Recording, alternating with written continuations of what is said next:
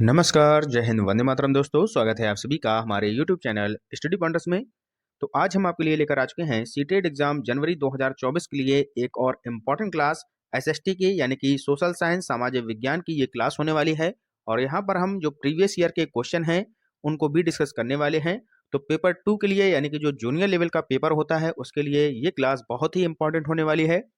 तो वीडियो को सबसे पहले आप लोग कर दीजिएगा लाइक और शेयर। चैनल से पहली बार जुड़े हैं तो चैनल को सब्सक्राइब कर लीजिएगा, क्योंकि हमारे चैनल पर आपको सीटेट की संपूर्ण जो पूरा सिलेबस है उसको कवर कराया जा रहा है। तो वीडियो को आप लोग जरूर लाइक कर दीजिएगा।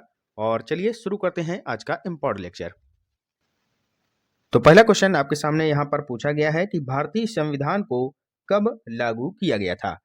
बताइएगा, भारतीय संविधान को कब लागू किया गया था। बहुत ही इंपॉर्टेंट क्वेश्चन है। क्या हो जाएगा इसका राइट आंसर? पहला ऑप्शन दिया गया है 26 जनवरी 1950। तो 26 जनवरी 1950 को हमारा जो भारतीय संविधान है इसको लागू किया गया था। ठीक है, क्लियर हो गया। यहाँ पर एक क्वेश्चन और बनता है कि जो हमारा भारतीय संविधान है इसमें जो प्रारूप समिति के अध्यक्ष थे वो कौन थे। बताइएगा, एक क्वेश्चन यहाँ पर और बनता है कि प्रारूप समिति के अध्यक्ष कौन थे। तो वो थे आपके डॉक्टर भीमराव अंबेडकर। ठीक है, ये क्वेश्चन भी आपसे पूछा जाता है, इसको भी आप लोग याद रखिएगा। चलते हैं आगे। अगला क्वेश्चन बताइएगा, 1930 में गांधी जी ने किस आंदोलन की शुरुआत की थी। तो गांधी जी के जो आंदोलन है बहुत ही इंपॉर्टेंट होने वाले हैं। यहाँ पर मिलान करने के लिए भी देता है और किसी भी टाइप से ये घुमा फिराकर आपसे क्वेश्चन पूछे जाते हैं। ठीक है, तो 1930 में गांधी जी के द्वारा कौन से आंदोलन की शुरुआत की गई थी ये आपको यहाँ पर बताना है। तो इसका जो सटीक आंसर हो जाएगा वो हो जाएगा आपका ऑप्शन नंबर ए, सविनय अवज्ञा आंदोलन। यानी कि 1930 में जो गांधी जी ने आंदोलन की शुरुआत की थी वो की थी सविनय अवज्ञा आंदोलन। ठीक है, भारत छोड़ो जो आंदोलन है ये आया था 1942 में, यानी कि 1942 में। ठीक है, असहयोग आंदोलन की बात करें तो ये 1920 में चलाया गया था गांधी जी के द्वारा, ये हो गया 1920 में।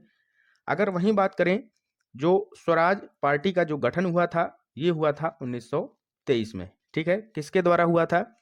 चित्तरंजन दास और मोतीलाल नेहरू के द्वारा स्वराज पार्टी का जो गठन हुआ था ये हुआ था आपका 1923 में। क्लियर हो गया। इसके साथ साथ और भी क्वेश्चन यहाँ से बनते हैं। जो गांधी जी द्वारा पहला जो सत्याग्रह है वो चलाया गया था 1917 में, जिसको हम बोलते हैं चंपारण सत्याग्रह, ये भी आपसे पूछा जाता है। और इसके बाद 1918 में खेड़ा सत्याग्रह आता है, ये भी याद रखना है आपको। और उसके बाद कई सारे हैं, 1919 में खिलाफत आंदोलन हो गया। ठीक है, तो इस तरीके से घुमा फिराकर आपसे यहीं से क्वेश्चन पूछे जाते हैं। यहाँ पर पूछा गया था कि 1930 में गांधी जी ने कौन सा आंदोलन प्रारंभ किया। तो सविनय अवज्ञा आंदोलन। ठीक है, क्लियर हो गया। तो ये सारे आपको यहाँ पर याद रखने हैं। आगे चलिएगा। अगला क्वेश्चन है कि भारत के प्रथम उपराष्ट्रपति कौन थे। बहुत ही अच्छा क्वेश्चन है। भारत के प्रथम उपराष्ट्रपति कौन थे बताइएगा। अगर हम आपसे पूछे कि भारत के प्रथम राष्ट्रपति कौन थे तो वो आपको सभी को पता होगा, डॉक्टर राजेंद्र प्रसाद थे। ठीक है, पहले राष्ट्रपति। और यहाँ पर पूछा गया है उपराष्ट्रपति, तो उपराष्ट्रपति थे वो थे डॉक्टर जो है एस राधाकृष्णन। ठीक है, डॉक्टर सर्वपल्ली राधाकृष्णन इसका राइट आंसर हो जाएगा। क्लियर है, ये तो हो गए पहले उपराष्ट्रपति। अगर यहीं पर हम दूसरे की बात करें तो दूसरे उपराष्ट्रपति कौन थे? वो थे आपके डॉक्टर जाकिर हुसैन। ठीक है, दूसरे उपराष्ट्रपति कौन हो गए? डॉक्टर जाकिर हुसैन हो गए। और तीसरे जो हो जाएंगे वो हो जाएंगे डॉक्टर, ये हो जाएंगे वीवी गिरी। ठीक है, तो पहले उपराष्ट्रपति डॉक्टर जो है सर्वपल्ली राधाकृष्णन, दूसरे हो जाएंगे डॉक्टर जाकिर हुसैन और तीसरे हो जाएंगे वीवी गिरी। ठीक है, यहाँ पर आपसे पहले पूछा गया है तो आपका राइट आंसर पहला हो जाएगा। क्लियर है, आगे चलते हैं। अगला क्वेश्चन, भारत में द्वितीय आम चुनाव कब हुआ। बताइएगा, भारत में द्वितीय आम चुनाव कब हुआ। यहीं पर एक क्वेश्चन पूछा जाता है कि जो प्रथम आम चुनाव हुए थे ये कब हुए थे। तो जो प्रथम हुए थे भैया ये हुए थे 1951-52, 1951-52। और जो दूसरे हुए थे ये 1957 में हुए थे। क्लियर है, तो ऑप्शन नंबर सी आपका करेक्ट आंसर हो जाएगा। अगला क्वेश्चन बताइएगा, निम्नलिखित मदों में से कौन सी मद कैल्को के नाम से जानी गई जिसे पुर्तगाली भारत से यूरोप ले गए। बताइएगा क्या हो जाएगा इसका राइट आंसर। यहाँ पर बात की जा रही है किसकी? कैल्को की। कैल्को क्या है ये आपको बताना है। ये जो एक शब्द आया है ये आपको नया लग रहा होगा, कैल्को। कैल्को क्या होता है? जो कालीकट से प्राप्त हुआ। कैल्को का मतलब क्या है? कालीकट से जो प्राप्त होता है उसको हमने यहाँ पर बोला है कैल्को। और कैल्को को कौन ले गया था? पुर्तगाली जो है भारत से यूरोप ले गए थे। ठीक है, तो ये क्या है? ये एक तरीके से सूती वस्त्र यानी कि सूती कपड़े को बोला जाता है। ठीक है, सूती वस्त्र जिसे पुर्तगाली मसालों के साथ यूरोप ले गए थे उन्हें हम कैल्को के नाम से जानते हैं। ठीक है, तो ये हो जाएगा ऑप्शन नंबर डी इसका राइट आंसर, सूती कपड़े। क्लियर है? आगे चलते हैं। अगला क्वेश्चन बताइएगा, भारतीय संविधान का निर्माण किसने किया? बहुत ही इंपॉर्टेंट क्वेश्चन है। भारतीय संविधान का निर्माण किसने किया था, ये आपसे यहाँ पर पूछा गया है, बताइएगा। 4 ऑप्शन आपके सामने दिए गए हैं, doctor Bhimrao Ambedkar, doctor Rajendra Prasad, doctor सच्चिदानंद सिन्हा या फिर संविधान सभा। तो भारतीय संविधान का जो निर्माण है ये किया गया था डॉक्टर भीमराव अंबेडकर के द्वारा। ऑप्शन नंबर ए आपका करेक्ट आंसर हो जाएगा। ठीक है, इन्हीं को जो है प्रारूप समिति का अध्यक्ष भी बनाया गया था, ये भी आपसे क्वेश्चन बनता है। और एक क्वेश्चन और आपसे पूछा जाता है कि जो संविधान की आत्मा है ये डॉक्टर भीमराव अंबेडकर के अनुसार किसे माना जाता है? ठीक है, तो ये माना जाता है आर्टिकल यानी कि जो अनुच्छेद आपका कौन सा है, 32 है, ये होता है आपका संवैधानिक उपचारों का अधिकार। इसको जो है डॉक्टर भीमराव अंबेडकर ने संविधान की आत्मा माना है। क्लियर है? यहीं पर एक क्वेश्चन आपसे और पूछा जाता है कि संविधान सभा के पहले यानी कि जो प्रथम हैं वो अस्थायी अध्यक्ष कौन थे? तो वो थे आपके डॉक्टर सच्चिदानंद सिन्हा। ये थे पहले अस्थायी अध्यक्ष किसके? संविधान सभा के। और अगर आपसे क्वेश्चन पूछ ले कि संविधान सभा के प्रथम जो स्थायी अध्यक्ष थे वो कौन थे, तो स्थायी अगर आपसे पूछा जाए, ठीक है, वो हो जाएंगे डॉक्टर राजेंद्र प्रसाद। ठीक है, यहाँ पर आपको कन्फ्यूजन होता है अस्थायी और स्थायी में, तो आप लोग ध्यान से याद रखिएगा। पहले जो अस्थायी थे वो थे सच्चिदानंद और जो पहले स्थायी थे वो थे राजेंद्र प्रसाद। क्लियर है? ठीक है, आगे चलते हैं। नेक्स्ट क्वेश्चन, मुस्लिम लीग की स्थापना कब हुई थी? बताइएगा, मुस्लिम लीग की स्थापना कब हुई थी? बहुत ही इंपॉर्टेंट क्वेश्चन है। 4 ऑप्शन आपके सामने दिए गए हैं। तो पहला है ऑप्शन 1905। 1905 में क्या हुआ था जरा बताइएगा। 1905 में होता है आपका बंगाल विभाजन। ठीक है भैया, बंगाल विभाजन होता है किसके समय काल में? लॉर्ड कर्जन के समय काल में। ठीक है, इस तरीके से आपको चारों ऑप्शन हम यहाँ पर बताते हैं कि कोई भी क्वेश्चन आपसे एग्जाम में पूछा जा सकता है। ठीक है, तो सभी इंपॉर्टेंट हैं, इनको भी आपको देखकर चलना है। ठीक है, तो बंगाल विभाजन होता है भैया 1905 में। 1906 में आपकी मुस्लिम लीग की स्थापना होती है। ठीक है, कब होती है? 1906 में मुस्लिम लीग की स्थापना होती है। इसके अध्यक्ष कौन थे? वो थे आगा खां। ठीक है, आगा खां और जो आपके ढाका के जो नवाब थे सलीमुल्लाह और जो नवाब एक और थे आपके मोहसिन उल मुल्क, इनके नेतृत्व में जाकर आपकी मुस्लिम लीग की स्थापना होती है, इन तीनों के नेतृत्व में। और इनके जो अध्यक्ष चुने जाते हैं वो चुने जाते हैं आगा खां। ठीक है, आगा खां, आगा खां इनके अध्यक्ष चुने जाते हैं। तो मुस्लिम लीग की स्थापना हो गई आपकी 1906 में। 1907 में क्या होता है? सूरत अधिवेशन होता है। ठीक है भैया, ये भी आपसे पूछा जाता है कि सूरत अधिवेशन कब हुआ था? तो सूरत अधिवेशन होता है आपका 1907 में, ये भी आप लोग याद रखिएगा। क्लियर है? और यहीं पर अगर बात करें जो मुस्लिम लीग में जो मोहम्मद अली जिन्ना शामिल हुए थे, ये कब हुए थे? एक क्वेश्चन ये भी बनता है। क्वेश्चन बनता है कि मुस्लिम लीग में मोहम्मद अली जिन्ना कब शामिल हुए थे? तो ये हुए थे 1913 में। ठीक है, स्थापना कब होती है? 1906 में। और इसके बाद 7 साल बाद यहाँ पर मोहम्मद अली जिन्ना की एंट्री होती है। क्लियर है? अगला क्वेश्चन बताइएगा, 1885 में किस राजनीतिक दल की स्थापना हुई थी? बहुत ही इंपॉर्टेंट क्वेश्चन है। 1885 में किस राजनीतिक दल की स्थापना होती है? क्या होती है बताइएगा। तो इसमें होती है भारतीय राष्ट्रीय कांग्रेस की स्थापना। कब होती है? 28 दिसंबर, ये डेट भी आपको याद रखनी है, 28 दिसंबर 1885 को। ठीक है, किसके द्वारा? ए.ओ. ह्यूम के द्वारा। ए.ओ. ह्यूम के द्वारा यहाँ पर जो है भारतीय राष्ट्रीय कांग्रेस की स्थापना होती है 28 दिसंबर 1885 को। क्लियर है? अगला क्वेश्चन बहुत ही इंपॉर्टेंट क्वेश्चन है, हम्पी के बारे में निम्नलिखित में से कौन सा सही है? हम्पी के बारे में निम्नलिखित में से कौन सा सही है, ये आपको बताना है। पहला ऑप्शन है यह कृष्णा तुंगभद्रा बेसिन में स्थित है, तो बिल्कुल सही है। दूसरा है कि यहाँ दीवारों के निर्माण में किसी सीमेंट का उपयोग नहीं किया गया था, ये भी सही है। तीसरा है महानवमी उत्सव हम्पी में मनाया जाता है। तो ये भी सही है, यानी कि उपरोक्त सभी सही हैं। ऑप्शन नंबर डी आपका सही उत्तर हो जाएगा। ठीक है, हम्पी कहाँ पर है? हम्पी है आपका कर्नाटक में, ये भी आपको पता होगा। ठीक है, और ये जो है किसकी राजधानी है? विजयनगर साम्राज्य की राजधानी थी। ठीक है, कौन? हम्पी। तो इसका right answer option number D हो जाएगा।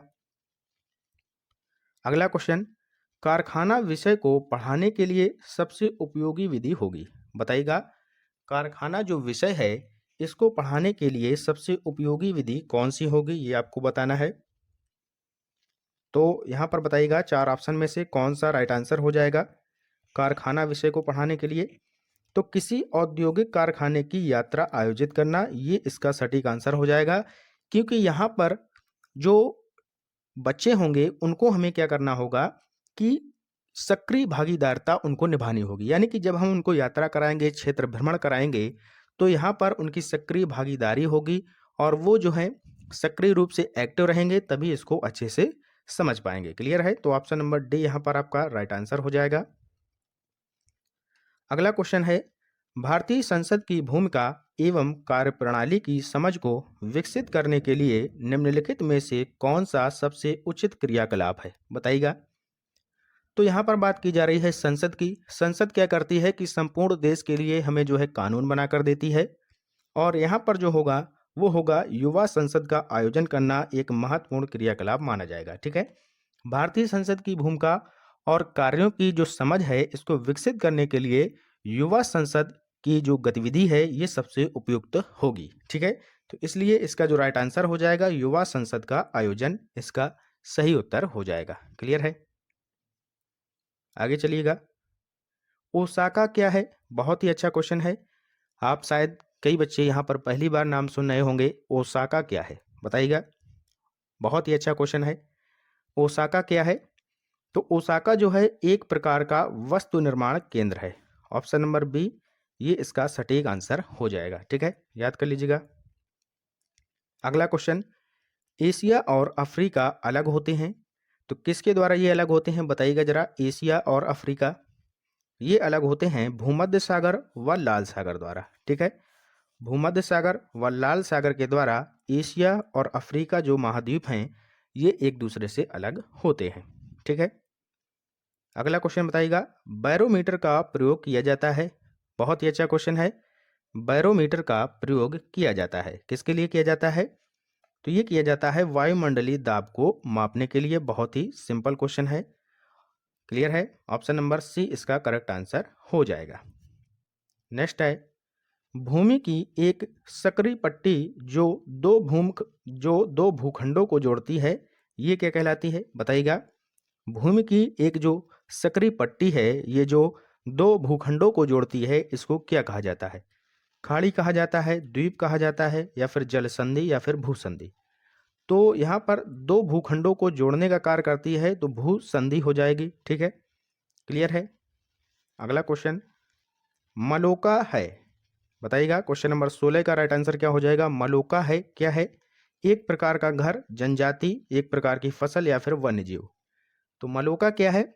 ये एक प्रकार के घर होते हैं। ऑप्शन नंबर ए इसका सही उत्तर हो जाएगा। ठीक है, नेक्स्ट क्वेश्चन, बाबर ने अपने बाबरनामा में किस हिंदू राज्य का उल्लेख किया है, बताइएगा। किस हिंदू राज्य का उल्लेख किया है? बहुत ही अच्छा क्वेश्चन है, कई बार एग्जाम में पूछा गया है। तो बाबर ने अपने जो बाबरनामा है इसमें जो है मेवाड़ जो है राज्य का उल्लेख किया है। ठीक है, मेवाड़ इसका राइट आंसर हो जाएगा भैया। अगला क्वेश्चन, अंकोर वाट विष्णु मंदिर कहाँ है? Very very most important question है। अंकोर वाट विष्णु मंदिर कहाँ पर है?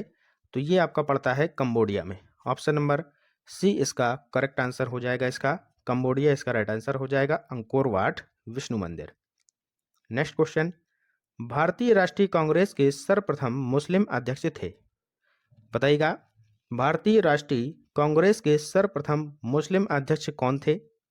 तो अभी हमने आपको बताया था कि 28 दिसंबर 1885 को भारतीय राष्ट्रीय कांग्रेस की स्थापना होती है, और जो इसके पहले अध्यक्ष बनाए गए वो बनाए गए थे वोमेश चंद्र बनर्जी जी, इसके पहले अध्यक्ष बनाए गए थे।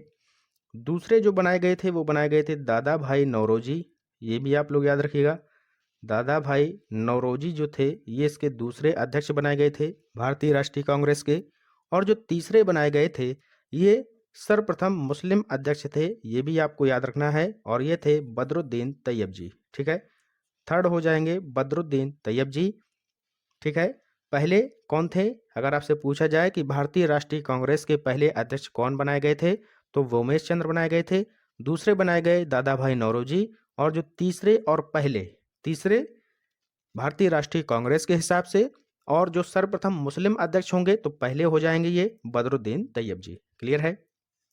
अगला क्वेश्चन, वेदों के पुनरुत्थान का श्रेय किसे है? बताइएगा, वेदों के पुनरुत्थान का जो श्रेय है ये किसे जाता है? आपको पता होगा कि वेदों की ओर लौटो ये एक नारा दिया गया था, ये किसने दिया था? ये दिया था स्वामी दयानंद सरस्वती ने। तो इन्हीं के द्वारा क्या किया गया, वेदों के पुनरुत्थान का श्रेय किन्हें जाता है? स्वामी दयानंद सरस्वती को जाता है। क्लियर है? ऑप्शन नंबर सी इसका राइट आंसर हो जाएगा। ठीक है, तो ये थे हमारे टॉप 20 क्वेश्चन। आपने इन 20 क्वेश्चंस में से कितने सही किए जरूर हमें कमेंट बॉक्स में बताइएगा। और जो नेक्स्ट हमारी क्लास होने वाली है, बहुत ही इंपॉर्टेंट क्लास होने वाली है आप सभी के लिए। ये जो क्लास होगी ये भी एसएसटी की होने वाली है, और यहाँ पर हम भारतीय संविधान के सभी जो महत्वपूर्ण क्वेश्चन हैं उनको कवर कराने वाले हैं। कोई भी क्वेश्चन अगर आपसे संविधान से पूछा जाएगा तो इस क्लास से बाहर नहीं जाएगा, ये हमारी गारंटी है। तो इस क्लास को आप लोग देखना ना भूलिएगा। ठीक है, तो मिलते हैं अगली क्लास के साथ, तब तक के लिए पढ़ते रहिए और आगे बढ़ते रहिए। जय हिंद, जय भारत।